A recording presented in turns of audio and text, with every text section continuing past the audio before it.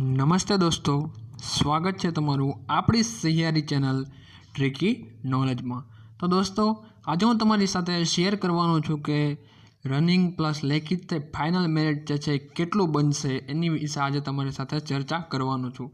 આ વિડીયો મારે નહોતો બનાવવો મિત્રો, પણ જે તમારી જે ક્વેરી આવી રહી હતી સર કે મારે આટલા માર્ક્સ થાય છે, મારે આટલું થાય છે, તો હું શું કરું, મારો પાસ થઈ જાય કે નહીં થાય કે મેરિટ કેટલું રહેશે, એવી બધી જે તમારી જે કમેન્ટ્સ આવેલી હતી એને અનુલક્ષીને આજનો આપણે વિડીયો બનાવેલો છે। આજનો વિડીયો છે મિત્રો, એમાં તમને બધી જ કેટેગરીની વાત કરવાનો છું। જનરલમાં કેટલું મેરિટ અટકશે, એસટીમાં કેટલું રહેશે, એસસીમાં કેટલું રહેશે, ઓબીસીમાં કેટલું રહેશે, અને સાથે સાથે મિત્રો જે તમારું જે ગ્રાઉન્ડ રહ્યું છે સારું રહ્યું છે અને કેટલા ઉમેદવારો છે એ પાસ થયા છે એ પણ તમારી સાથે શેર કરવાનું છું। સો મિત્રો, હજી સુધી જો તમે અમારી ચેનલમાં નવા હોય અથવા પ્રથમવાર વિઝિટ કરી રહ્યા હોય તો અમારી ચેનલ અત્યારે સબસ્ક્રાઈબ કરો અને બાજુમાં આવતા બેલ આઇકન પણ પ્રેસ કરી દો કે જેથી આવનારા વિડીયોની અપડેટ છે તમને તુરંત મળે, અને સાથે સાથે બાજુમાં આવતા બેલ આઇકન પણ ઉપર ક્લિક કરી દેજો કે જેથી તમને નવી અપડેટ છે એ તમે એને આરામથી મેળવી શકો। અને સાથે સાથે મિત્રો, જે દરરોજની નવી અપડેટ આવે છે ભરતી જે બહાર પડે તેના વિડીયોઝ પણ અમે મૂકીએ છીએ, તો કદાચ તમારે જો ચૂકાઈ જાય, જે નોટિફિકેશન આવે છતાં ચૂકાઈ જાય, તો અમે પ્લેલિસ્ટમાં પણ એને ગ્રુપમાં અલગ તારવી દીધા છે, તો ત્યાંથી પણ તમે જોઈ શકો છો। તો દોસ્તો, આજનો આપણે વિડીયો શરૂ કરીએ। તો આજના વિડીયોમાં હું તમને જે રીતે મેં વાત કરેલી એ રીતના આજના વિડીયોમાં હું તમને બધી વાત કરવાનો છું, પણ જે તમારા જે શરૂઆતના દિવસો હતા 4-5 દિવસ, તો એમાં જે રિઝલ્ટ હતું મિત્રો એ થોડું અપડાઉન ચાલતું હતું કે આટલા વિદ્યાર્થી છે અહીંયાથી પાસ થયા, આટલા વિદ્યાર્થી છે અહીંયાથી પાસ થયા, અને શરૂઆતમાં મેં મેજોરિટી એવું જોયેલું છે કે 10 માર્ક લેવાવાળા છે એ ઝાઝા છે, એટલે મેરિટ છે એ થોડું નીચું આવે એવી સંભાવના છે, પણ હજુ એવું કોઈ દેખાતું નથી, કારણ કે 10 માર્કવાળા ઝાઝા લોકો છે જેણે 10 માર્ક રનિંગમાં લીધા છે તેના ઉપરથી આપણે આજનું મેરિટ કાઢી શક્યા છીએ, અને થોડું ઊંચું પણ રહી શકે છે અને નીચું પણ રહી શકે છે, છતાં પણ આપણો આજનો આવો અંદાજ છે એ તમારી સાથે શેર કરવાનો છું। અને સાથે સાથે 25 માર્ક લેવાવાળા બહુ જૂજ વિદ્યાર્થી છે, એટલે મેરિટ થોડું કદાચ નીચું રહી શકે પણ બહુ નીચું ન રહી શકે, એટલે સંભવિત છે કે તમારું મેરિટ છે એ થોડું નીચું રહે, અને નીચું એટલા માટે રહેવાનું કહું છું કારણ કે મેજોરિટી જે હતા મિત્રો એમાંથી 50થી 60% વિદ્યાર્થી છે એના 10 માર્ક આવેલા છે, અને 10 માર્કની સાથે સાથે એ લોકો પાસ થયા છે। અને સાથે સાથે જે આપણે ઘરે પ્રેક્ટિસ કરતા હતા કે ઘરે આપણે ગ્રાઉન્ડમાં આપણે પ્રેક્ટિસ કરતા હોઈએ છીએ ત્યારે આપણે માઇન્ડમાં એટલું કે 100 વ્યક્તિને એકસાથે દોડાવે, પણ ત્યાં 200 વ્યક્તિને એકસાથે દોડાવતા હતા, અને તડકો જેમ પડતો જાય તેમ એ લોકો વધારે પણ કરતા જતા હતા, જેના કારણે વિદ્યાર્થીનો બહુ મોટો લોસ ગયો છે। અને સાથે સાથે વિદ્યાર્થી મિત્રો છે અને અમુક તો એવા હતા કે જેમને માઇક્રો સેકન્ડમાં પણ પ્રોબ્લેમ થયા હતા। અને સાથે સાથે જે હું તમને વાત કરવાનો છું કે આજે કેટલા વિદ્યાર્થીઓ છે એ પાસ થયા હતા ટોટલ, તો આંકડો આવી રહ્યો છે કે 16,000 જેટલા વિદ્યાર્થીઓ છે એ પાસ થયા છે, પણ તમને બીજી જગ્યાએ બધું જાણવા મળ્યું હશે કે 12,000 પાસ થયા છે, તો કોકે એમ કીધું હશે કે 18,000 થી 20,000 પાસ થયા છે, પણ મિત્રો મને જે અપડેટ મળેલી છે એ તમારી સાથે શેર કરું છું। તો મને આંકડો એવો મળેલો છે કે 16,000 જે વિદ્યાર્થીઓ છે એ પાસ, સંભવિત 16,000 વિદ્યાર્થી છે એ પાસ થયા છે। અને જેવી રીતે પ્રોસેસમાં છે ડોક્યુમેન્ટ વેરિફિકેશન માટે કે જેટલા વિદ્યાર્થીઓની જગ્યા છે તેની કરતાં ડબલ જે જગ્યાવાળાને બોલાવે છે, એટલે ટોટલ 9,713 જગ્યા છે, તેમાંથી છોકરાઓની કંઈક 5,600 સમથિંગ જગ્યા છે, 5,600, એટલે એના જે ડબલ એટલે કે લગભગ 12,000 કરતાં વધારે વિદ્યાર્થીઓના ડોક્યુમેન્ટ વેરિફિકેશન માટે બોલાવવાના છે। અને સાથે સાથે જે બધાની ક્વેરી આવી રહી હતી કે સર ડોક્યુમેન્ટ વેરિફિકેશન માટે કયા ડોક્યુમેન્ટ્સ જોઈએ, તો ડોક્યુમેન્ટ વેરિફિકેશનમાં જે તમારું લિવિંગ હોય, સાથે સાથે તમારી જે માર્કશીટ હોય જે તમે આપેલું હોય, સાથે સાથે તમે જે ફોટો ત્યારના સમયમાં જે અપલોડ કરેલો હોય એ ફોટો સાથે રાખજો। જે બેઝિક ડોક્યુમેન્ટ છે તમારા જે માર્કશીટ છે એ બધું સાથે રાખવાનો પ્રયત્ન કરજો। અને સાથે સાથે બીજું કહું તો ઘણા વિદ્યાર્થીઓને એવી ક્વેરી હતી કે સર મારે આમ થયું તો મારે રનિંગ નથી થયું। અને સાથે સાથે મિત્રો આ જે મેરિટ છે એ એક અંદાજો લગાવેલો છે એટલે આટલું રહી શકશે. જેમ આપણે પ્રીવિયસ મેં કીધું હતું એનામાંથી હું ક્યાંક સાચો પડેલો હતો અને તમને મદદરૂપ પણ બનેલો હતો. અને જે વિદ્યાર્થીઓએ મારી ટિપ્સ ફોલો કરેલી છે એમને રનિંગમાં પણ બહુ જ સારા બેનિફિટ થયા છે. અને સાથે સાથે એક બીજી વાત પણ કરી દઉં કે જો તમને વિશ હોય કે મારે ભાઈ નવી પરીક્ષાની તૈયારી કરવી છે તો તેના માટે પણ તમે ચેનલને સબસ્ક્રાઈબ કરી શકો છો. તો મિત્રો આજનો આપણો વિડીયો છે જેની ઉપર એના ઉપર હવે હું તમને લઈ જાઉં છું. તો જનરલમાં કેટલું મેરિટ રહેશે એવી આપણે વાત કરવાના હતા.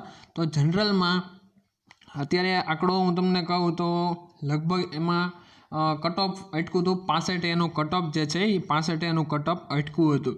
તો હવે વાત આવી કે મેરિટ છે એ કેટલું રહી શકે. તો મેરિટ છે એ સંભવિત તો દોસ્તો મેરિટ છે જનરલનું આપણે વાત કરીએ તો 88થી 95 સુધીનું મેરિટ છે એ જઈ શકે છે. કારણ કે ઘણા બધાનું એવું કહેવું હતું કે મેરિટ છે નીચું રહેશે, પણ મારું માનવું એવું છે કે મેરિટ છે એ નીચું નહીં રહે. કદાચ 1-2 કેસીસમાં નીચું રહી શકે, જેવી રીતે મેં વાત કરેલી હતી કે 10 માર્ક લેવાવાળા ઝાઝા છે તો કદાચ રહી શકે. કારણ કે જનરલમાં જે ઉમેદવારો છે એ ઝાઝા છે, કમ્પેરેટિવલી જનરલમાં ઉમેદવારો છે એ અન્ય કેટેગરી કરતાં ઝાઝા જે ઉમેદવારો છે એ ક્વોલિફાય થયા હતા રનિંગ માટે, શારીરિક કસોટી માટે. તો એનું મેરિટ છે એ વધારે ઊંચું જવાની શક્યતા છે. અને સાથે સાથે તમારે જો કોઈ ઓલા સ્પોર્ટ્સ કે એવા કોઈ માર્ક્સ હોય તો એના હિસાબે પણ તમારું મેરિટ છે એ ઊંચું જઈ શકે છે.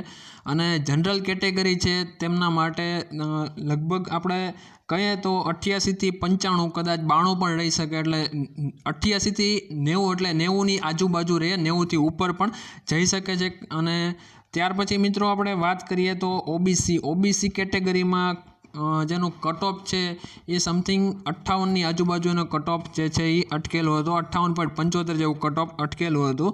અને આપણે વાત કરીએ કે એનું મેરિટ કેટલું અટકશે. એનું મેરિટ છે એ સમથિંગ જે છે 78 સોરી મિત્રો, એનું મેરિટ છે એ 82થી 88 જેવું રહી શકે છે. 82થી 88ની વચ્ચે અથવા 82થી 88 આજુબાજુ એનું મેરિટ છે એ રહી શકે છે.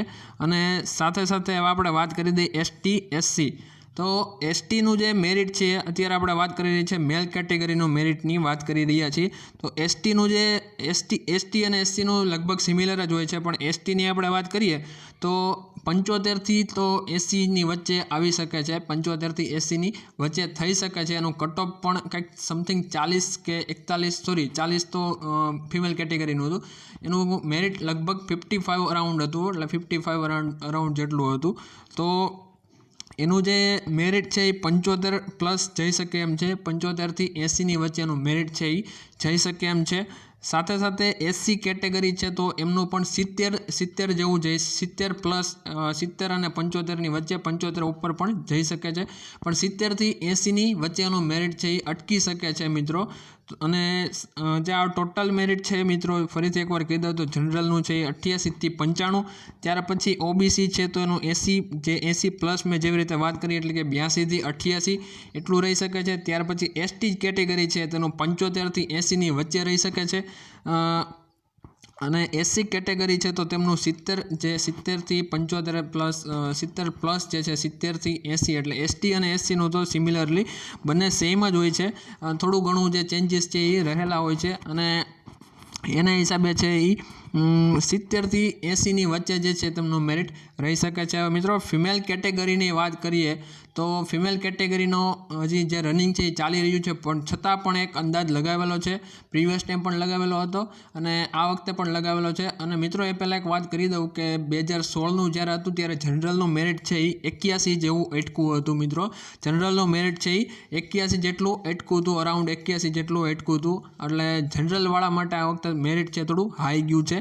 હવે મિત્રો ફિમેલ કેટેગરીની વાત કરું તો ફિમેલ કેટેગરીમાં જનરલનું જે મેરિટ છે એ સીધે તો મેરિટ જ કહી દઉં છું, કારણ કે કટ ઓફ તો તમને ખ્યાલ જ હશે. તો ફિમેલ કેટેગરીનું જે મેરિટ છે એ અરાઉન્ડ 70 જેવું રહી શકે, 70 કે 70 કરતાં વધારે. તો કારણ કે જે ફિમેલ કેન્ડિડેટ્સ છે એમને પ્રિપેરેશન સારી કરેલી છે આ વખતે. અને ઘણી બધી એવી જે ફિમેલ કેન્ડિડેટ્સ છે જે મારા અપડેશનમાં આવેલા છે કે જેમણે 21 માર્ક છે એ કવર કરેલા છે અને સારી એવી પ્રિપરેશન સાથે એ લોકો ગ્રાઉન્ડમાં ગયા હતા અને સારી એવી મહેનત કરેલી છે. એટલે મારા અંદાજ મુજબ જે છે એ 70 અથવા 70થી વધુ છે જનરલ કેટેગરીમાં આવી શકે છે. ત્યાર પછી ઓબીસીની વાત કરું તો ઓબીસીનું જે કટ ઓફ છે એ કંઈક સમથિંગ 40 અપ હતું, 40 અપ સમથિંગ 41 કે 45 હતું.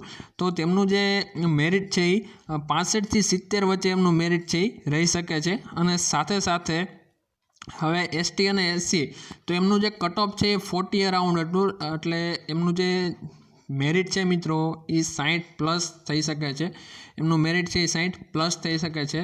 અને સાથે સાથે ડોક્યુમેન્ટ વેરિફિકેશનનું મેં કહી દીધું છે કે કઈ રીતનું છે. છતાં પણ કોઈ ઓફિશિયલ નોટિફિકેશન બહાર પડશે તો તમારી સાથે એ શ્યોર તમારી સાથે એની માહિતી છે એ શેર કરીશ.